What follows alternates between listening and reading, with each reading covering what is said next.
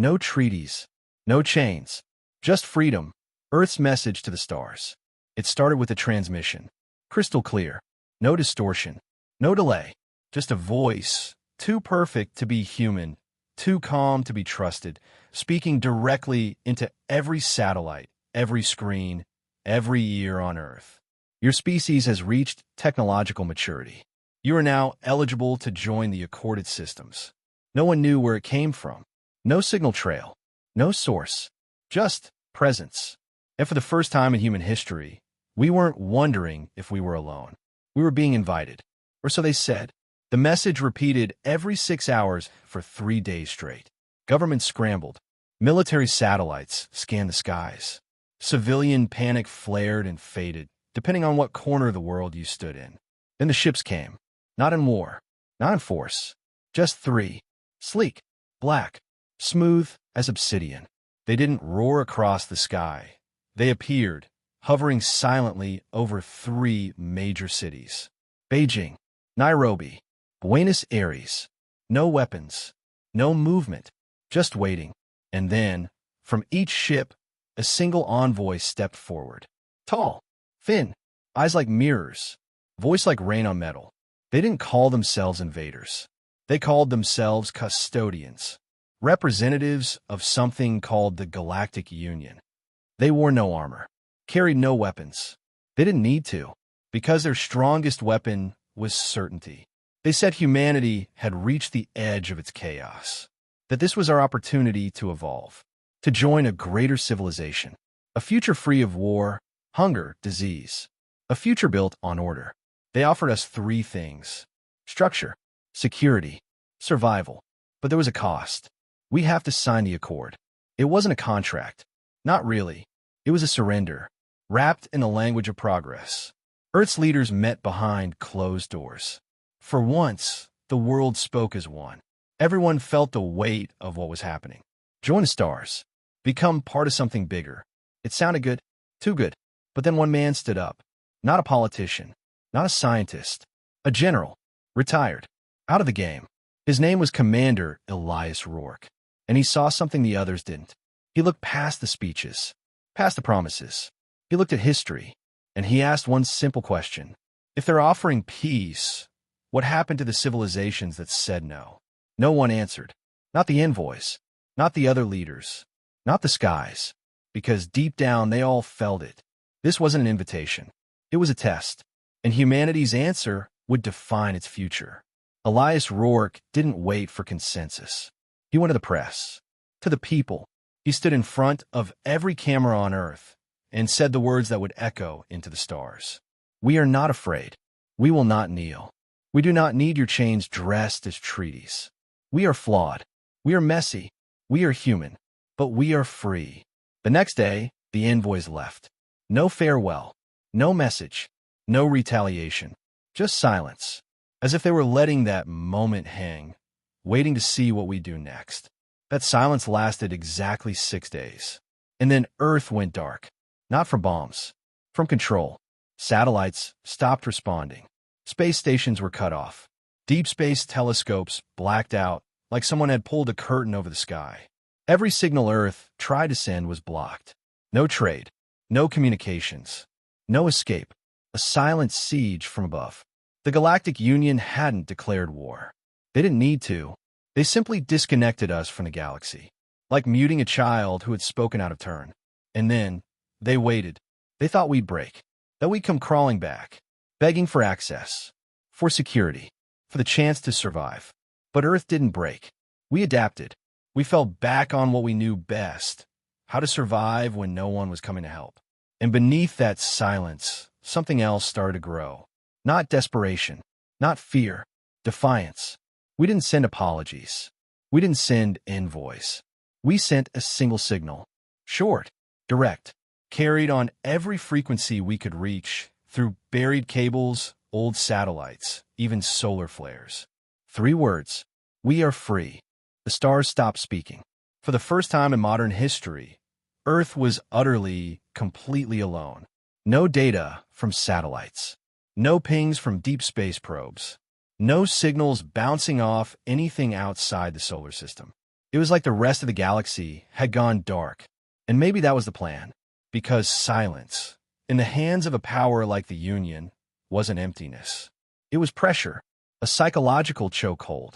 No ships invaded, no missiles fired, just isolation. Cold, quiet, strategic. Earth's greatest fear wasn't war, it was irrelevance. And that's exactly what we became. A locked world, a message to others. This is what happens when you say no. Governments panicked behind closed doors. Economies stumbled. Satellites fell out of sync. AI networks went dark, and interstellar tech partnerships went silent. Some countries begged for re-engagement. Others blamed Elias Rourke for dooming humanity. But the people, the ones who didn't have anything to lose, they started thinking differently. They stopped waiting for someone to save them, and they started preparing. Underground labs came online. Hidden bunkers, decommissioned during peacetime, were reopened. Hackers began quietly rebuilding satellite networks using stolen Union tech. Scientists reverse-engineered every inch of alien residue left behind. Even schoolchildren were learning how to recognize orbital movement patterns. Earth didn't collapse. It focused. In silence, we became dangerous. Because while the Union turned their back on us, they also stopped watching us closely. And Earth does its best work when no one's looking. 10 months after the shutdown, strange activity started happening near the asteroid belt. A mining station that had gone silent came back online, broadcasting on a frequency no one recognized. Not human, not alien, something new, a signal that flickered in rhythm, almost like code, almost like language. It said one word, listening. That word lit a fire beneath the surface. Encrypted forums, black channels, pirate radio. The message spread because someone, somewhere, was watching what Earth had done, and they weren't the Union. At first, we didn't respond. Too risky. But the hunger to connect again, it was strong. It had always been strong. So we answered. We didn't send another, "We are free." We sent an invitation. Not to the Union. Not to their empire. To the ones watching from the edges. The ones hiding in the cracks. If you hear us, we're still here. No answer came. Not right away. But strange things started to happen. Supply drones that had once belonged to the Union started showing up off course. Abandoned. Empty. Inside, blueprints, tech schematics, biological data from species we'd never encountered before. Someone was helping us. Quietly. Illegally. But deliberately. The Union must have known. They didn't strike. They didn't escalate. They just tightened the silence. Turned it from exile into suffocation. No access to star charts. No wormhole data. No fuel for the few ships we had left orbiting. It was like trying to survive in a burning house while someone locked every door and whispered, "You'll earn your place eventually." But Earth didn't beg. We built ships. Not beautiful, not sleek, but strong, fast, ghost-coded. We weren't trying to rejoin the galaxy. We were preparing to break back in. On our own terms. No treaties. No chains. Just freedom. We trained in caves. Under oceans. In orbit. We studied everything the Union had once shown us. Not to mimic. To outsmart. And as the months dragged on, Earth changed. Not in its maps. Not in its laws. In its mindset. We stopped thinking like a planet. We started thinking like a rebellion. It didn't start with armies. It started with a shipment. One Union transport ship. Small. Routine. Assigned to observe and correct planetary deviation. That's what the logs said. Officially, it was just a recon crew, there to check if Earth had changed its mind. Unofficially, it was a test. A reminder. A leash sent to snap back. The ship entered Earth's orbit without a sound. No announcement. No broadcast. Just appeared, high above what used to be North America. And when it landed, it didn't ask for permission. It descended near a mining colony in northern Canada. Remote. Isolated. Cold. They thought no one would care what happened out there. But they were wrong. There were no soldiers at that station. No diplomats. No weapons that could punch through Union armor. Just a few dozen people. Miners. Mechanics. Families. People who hadn't seen the sun in weeks. The Union crew disembarked like they owned the place. Tall. Silent. In sleek armor that shimmered with power. Their faces weren't visible, just black glass and cold reflections. They scanned the outpost, labeled equipment, marked supplies. Then, without warning, they began to confiscate Earth tech, ship parts, and people. 3 workers were restrained and dragged to the edge of the landing ramp. No names given, no reasons, just scanned and taken. That was their mistake, because among those miners was a girl named Sarah, 18. No military training, no politics, just a quick mind and a short fuse. She saw her brother get pushed down by a Union enforcer, and something inside her broke. She didn't shout. She didn't cry. She moved straight into the control room. She uploaded a video feed. Nothing fancy, just her voice, her face, her fury. This is Earth, and we didn't say yes. Then she hit the failsafe. The outpost went dark. Power offline. Communications jammed. And every door in the facility sealed tight, except one. The maintenance shaft beneath the landing pad. A shaft she'd spent months reinforcing in secret. The explosion didn't take out the entire ship. Just enough. It folded one wing, crippled the core engine, scattered alien plating across half a mile of ice. The Union responded. Fast. Within an hour, 4 drone ships were overhead, scanning for survivors, broadcasting warnings in every known Earth language. Unauthorized interference with interstellar personnel is a breach of Accord protocol. Sarah didn't care. Neither did the miners.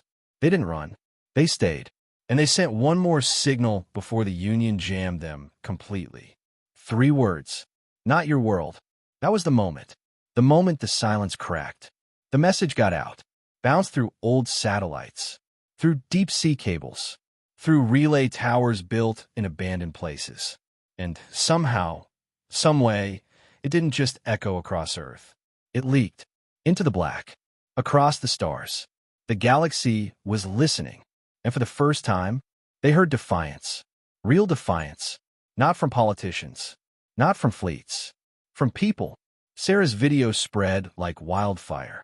Translated, subtitled, encrypted, re-uploaded 1,000 times across black markets and outlaw data streams. And it didn't stop there. Across the galaxy, in places the Union barely remembered, others started whispering. We didn't say yes either. And back on Earth, everything changed. Because we didn't wait for the next ship to land. We built beacons, jammers, shields. We started fighting before the next punch was thrown. We weren't scared anymore. We were ready. And the next time a Union ship tried to land, it didn't even make it to the ground. It hit an invisible wall, Earth's new defense net, patched together by hackers, rogue engineers, and ex-military outcasts. And then it was gone. Not captured. Not damaged. Just gone. No one ever found the wreck. Only a scorch mark in the clouds where it used to be. The message was clear. Earth wasn't just resisting. It was adapting. And the galaxy? It started to believe. The silence didn't come back. Not this time. Because Earth's voice had broken through. And in the dark corners of the galaxy, places the Union never paid attention to, something unexpected began to happen. The whispers started. At first, they were just fragments. Old trade stations picking up scrambled bursts of language that didn't match any Union dialect. A research outpost on a dead moon reported a signal buried in a radiation spike. 3 pulses, a pause, then 3 more. It repeated once every hour. Some ignored it. Others traced it. It pointed to Earth. And then the messages came. Not from the Union. Not from any recognized power. From those who had been watching. Waiting. Hiding in the cracks of empire. Small species. Broken fleets. Silent systems long believed extinct. The ones who had bowed and regretted it. Some were a whisper. Some were warnings. Others were just noise, scrambled and damaged by the journey. But one message made it through clean. It wasn't a plea. It wasn't a threat. It was a story. A data package buried in layers of encryption, carrying historical logs, tactical footage, and raw, unsanitized truth. The sender was anonymous. The content? Unforgettable. It showed a planet not unlike Earth, lush green, full of life. Then it showed the Union arriving. First with ships, then with envoys, then with factories. Cities turned to mining platforms. Forests stripped for resources. Children separated from families for cultural alignment. Species reclassified as labor stock. The final clip in the file was short. Just 5 seconds. A single word carved into metal with what looked like claws. Mistake. That was all. But it was enough. Because it confirmed what Elias Rourke had said from the beginning. The Union didn't offer peace. It offered obedience. And Earth had been right to say no. The leak changed everything. It hit Earth's networks like wildfire. People weren't scared anymore. They were angry. What started as a resistance became a mission. We weren't just surviving now. We were exposing. And the galaxy? It wasn't laughing at us anymore. It was watching. Harder than ever. Some with hope. Others with fear. Because if Earth, a backwater, undeveloped, chaotic planet, could defy the Union and survive, what excuse did they have? Across Earth, new factions formed. Scientists who once studied alien biology were now creating countermeasures. Engineers built defense systems with scavenged Union tech, turning it inside out. A new generation of programmers designed AIs not just to defend, but to speak, to think, to translate the whispers flooding in. One of them, an AI named Ardent, became something more. It could hear patterns in the static, could string together fragments from dozens of alien tongues and make sense of it. And it found something buried deep in the noise. A call sign, a group, a name, the Broken Accord. Ardent decrypted more every day. The Broken Accord was real. A coalition of defectors, survivors, and ghosts. They had no homeworld, no flag, just a belief that the Union was wrong. They didn't broadcast openly. They didn't stage grand battles. They watched. They learned. And now they were listening to Earth. Their first true message came one night, as Ardent stitched fragments together from signals hidden in a passing asteroid's radiation trail. Just 5 words. Hold the line. We're coming. Reed Walker, now part of Earth's defense grid, stared at that message on a cracked terminal screen. He wasn't a general, wasn't a scientist, just a mechanic who'd turned into something else. And in that moment, he realized something. Earth wasn't alone anymore. They came at dawn. Not to talk, not to threaten, to end it. The Union didn't send another envoy. They sent a fleet. 15 warships. Black, silent, monolithic, each one the size of a small city, capable of orbit-to-ground annihilation. They hovered above the atmosphere, just close enough to be seen, just far enough to be unreachable with conventional weapons. A shadow fell over the Earth. News anchors didn't speak. Air traffic was grounded. Military channels went quiet. No one needed to say it. Everyone already knew. This was it. The final offer, sent down in a compressed, untranslated burst. Cease all transmissions. Stand down all defenses. Submit to reclamation. You have 60 minutes. There was no room for misinterpretation. Earth had made its choice. And now, so had the Union. At the Global Command Network, deep beneath the Rockies, Reed Walker, now head of field response operations, stared at the countdown blinking across every screen. 55 minutes. The world waited. Some in bunkers. Some in prayer. Some in silence. And then, Elias Rourke appeared on every broadcast channel. Live. Unfiltered. Unshaken. Just like he had the day he said no. His voice was quiet. Controlled. But every syllable cut like thunder. You've waited for us to crack. You've waited for us to kneel. You think that by surrounding us, you've won. He paused. Let it hang. Wrong planet. Behind him, a screen lit up. It wasn't the Union fleet. It was ours. Not as big, not as sleek, but moving. Fast. Crafted in old hangars, disguised in cargo bays, born from the blueprints of 1,000 scavenged ships. Silent fighters. Stealth cruisers. Pulse disruptors. Some of it barely held together with duct tape and willpower. But it worked. Because humans didn't build perfect ships. We built ships that survived. The Union didn't understand it. That was their mistake. Elias spoke again. This is our sky. You came here thinking we were fractured. That our freedom was a liability. He leaned forward. You're about to learn what freedom really costs. The signal cut. And Earth launched. The first strike wasn't a missile. It was a virus. Ardent, our AI, born in the blackout, had slipped into Union channels weeks earlier. Learning. mapping, waiting. And now, it struck. The Union's comms went dark. Their internal sensors scrambled. Ships began turning against their own networks, firewalls imploding like collapsing stars. And then Earth's fleet punched through. Fast, ruthless, surgical. We didn't try to win with numbers. We won with chaos.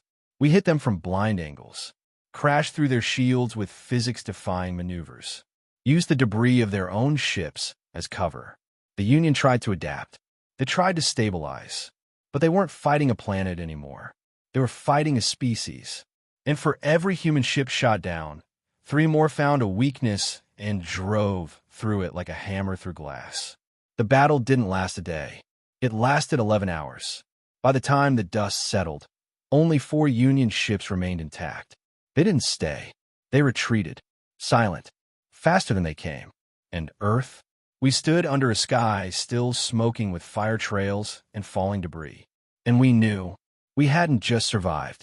We'd drawn the line, not with treaties, not with negotiation, but with resistance. And somewhere out there, among the stars, others saw it too. Because 3 days after the battle, the whispers got louder. One by one, rogue signals came flooding in. Encrypted, layered, urgent. A dozen species, some unknown, some thought extinct, each one saying the same thing. Earth stood. Now so will we. The Union had numbers. They had systems. They had history. But after the Battle of Earth, they had something else. Doubt. Because they couldn't understand how they lost. They analyzed our tactics. They studied our weapons. They scanned our wreckage, recorded our broadcasts, even interrogated captured ships. But they still didn't get it. Because they weren't fighting machines. They were fighting humans. And we didn't play by the rules. They expected structure. We gave them chaos. They expected strategy. We gave them instinct. They expected silence after our victory. But we didn't stop there. We took the war to them. Not with fleets. Not with invasions. But with disruption. Sabotage. Unpredictable moves that didn't come from generals or politicians. They came from artists, coders, farmers, ex-cons with engineering backgrounds, and teenagers with drone kits. Every time they adapted, we adapted faster. We'd never been given a place in the stars. So we carved one. Every outpost we built was off-grid. Every signal we sent was layered in misinformation. We didn't just fight in space, we fought through space. We sent fake messages to lure Union scouts into minefields. We disguised fighter pods as meteor showers. One unit launched 1,000 paper-thin satellites shaped like Earth ships just to scramble their targeting systems. They called it reckless. We called it Wednesday. Our unpredictability became a language, a warning. The Union even developed a term for it in their command protocols. Human drift, defined as unforecastable behavior with no discernible logic or repeatable pattern. Dangerous, unstable, uncontainable. To them, that was a problem. To us, it was identity. We didn't just fight harder. We fought smarter. We used emotion, memory, fear. One rebellion cell hijacked a Union broadcast and played footage of Earth's forest burning during the first siege. Then cut in live footage of a group of children planting new trees where fire once scorched the ground. No threats, no demands, just resilience. That one clip sparked 3 minor uprisings across distant worlds. Because for the first time, people out there saw what the Union never wanted them to see. Hope, not the polished kind, the messy kind, the kind that bleeds, limps, loses, but still stands. The kind that wears scars with pride. We didn't come to the galaxy to rule. We came to remind. Remind them what freedom looks like when it refuses to die. Even Ardent, our AI, started changing. It learned from us, adapted to our chaos. Not just calculating moves, but feeling intent, emotion and algorithms, guts in a grid. And when it spoke, it didn't sound like cold code anymore. It sounded human. The galaxy had never faced anything like it. Species bred for peace, bred for loyalty, bred for control. Now watching a planet of stubborn, creative, fire-hearted beings tear through every system they thought was unshakable. We weren't trying to be heroes. We weren't trying to be rebels. We were just trying to be free. No chains, no throne, no saviors. Just grit, And every time the Union tried to reassert its order, Earth's response was the same. We're not part of your order. They sent more ships. They lost more ships. They tried propaganda. We hacked their feeds and replaced them with footage of our grandmothers yelling at their drones. They tried silence again. But the whispers had become a flood. And in every corner of the galaxy where oppression still wore a pretty face, someone, somewhere, was now painting the words on a wall, on a screen, on the side of a stolen ship. The human way. It wasn't pretty. It wasn't polite. But it worked. It started on a moon no one cared about. A mining colony buried beneath the ice. No weapons. No ships. Just workers. For years, they followed the rules. Mined quietly. Paid tribute. Lived in the dark. Then someone painted a message on the wall of the central tunnel. 3 words. Earth still stands. No one claimed it. No one erased it. The next day, the Union's data core there was sabotaged. And the day after that, the Union lost contact with the entire moon. They blamed interference. But what really happened? They let hope Indiana. And once hope gets in, control cracks. Earth had never asked anyone to follow us. We weren't trying to lead. But our defiance lit a fire in places we'd never seen. And suddenly, the galaxy began to move. In silence. In signals. In small, dangerous acts. A comm station in the Nabari Ring stopped filtering transmissions. A slave ship never arrived at its scheduled checkpoint. A Union ambassador was denied entry for the first time in 300 years. Not with violence. Just a closed door. That's how it starts. One refusal. Then another. Then another. And soon, the chains don't hold anymore. Earth kept going. Not with armies. With connection. Whispers turned to conversations. Old languages rediscovered. Dead cultures reawakened. The Union tried to spin it. Said we were corrupting the galactic order. They weren't wrong. We were. But not with bombs. With choice. We didn't give orders. We asked questions. Simple ones. Why do you need their protection? Why can't your planet speak for itself? Why haven't you seen your sun in 100 years? And in every system where those questions were asked, something began to shift. Not loudly. Not all at once. But steadily. Because freedom doesn't always arrive with fanfare. Sometimes it walks in quietly and dares you to open the door. Back on Earth, we kept building. Not just defenses, alliances. Species we'd never heard of before sent us encrypted messages. Some offered ships. Some offered tech. Some just wanted to be heard again. And we listened. One race, once thought extinct, emerged from a gas giant's orbit. They'd hidden for centuries, believing the Union had crushed everyone worth believing in. Then they heard about Earth. Not through Union reports. Through the whispers. They called us the unwritten. Because we hadn't been in the history books. And yet here we were, rewriting the end. The Union grew nervous. They accelerated patrols. Sent out stabilization fleets. But it was already too late. Because the fear was gone. And once fear dies, chains don't hold. The Union sent us another message. A final one. No voice. No face. Just text. We are willing to renegotiate terms of reentry. It was meant to sound like mercy. But everyone knew what it really was. A white flag in different words. Reed Walker stood in front of the New Earth Council, a room full of humans and aliens alike, and read the message out loud. Then he looked up. We're not re-entering anything, he said. This galaxy is being rebuilt, and Earth isn't asking to join. He looked around the room. We're inviting others to leave. There was no applause, just silence. That rare kind of silence that happens when truth lands and nothing more needs to be said. Because the galaxy didn't need a new empire. It needed a choice. And Earth? Earth had become the proof that choice was still possible. The stars were quiet again. Not in silence. In stillness. Because the galaxy wasn't ignoring Earth anymore. It was listening. Watching. Waiting. Ships no longer hovered above our skies in threat.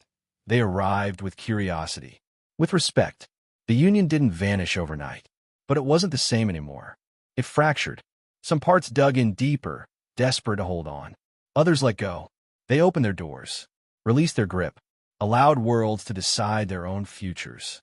It wasn't peace yet, but it was movement. And Earth? We didn't take a throne. We didn't raise a flag. We didn't want to rule the stars. We just wanted to be heard. And now we were.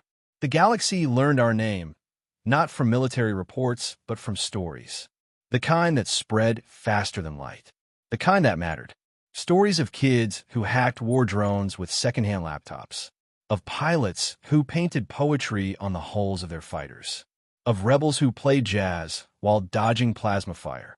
Of a girl named Sarah who once said no in the middle of nowhere and shook an empire with it. And of a planet that refused to kneel, not because it was the strongest or the smartest, but because it remembered what freedom felt like. One day, long after the fighting cooled, a new satellite was launched from Earth. Not for war, for message. No encryption, no weapons, just a beacon, a living broadcast. It didn't show flags, or borders, or military strength. It showed faces, laughter, arguments, children in muddy fields, old men sitting under trees, dancers in the streets, flames at night, cities alive and chaotic and human. And then one voice. Not a president, not a general, just a voice. Calm, steady, heard in every language. We're not perfect. We're not clean. We make mistakes. We fail. We fall. But we get back up. And we don't belong to anyone. No treaties. No chains. Just freedom. The transmission was received in over 40 systems within the first week. Some deleted it immediately. Some saved it. And some passed it on. In dark rooms and hidden places, leaders whispered about it. People asked to hear it again, because it didn't sound like propaganda. It sounded like truth. Back on Earth, Reed Walker walked through a rebuilt city, a place once burned, now blooming again. Children played near a statue made not of any one hero, but of a hand, open, reaching upward. A message, a reminder. He looked to the sky, and for the first time in a long time, it didn't feel heavy, just endless. He smiled and whispered to no one in particular. They heard us. Far above him, stars shifted, ships moved, worlds turned, and somewhere, light years away, someone who had never heard of Earth leaned forward to listen. Because now, they knew what freedom sounded like.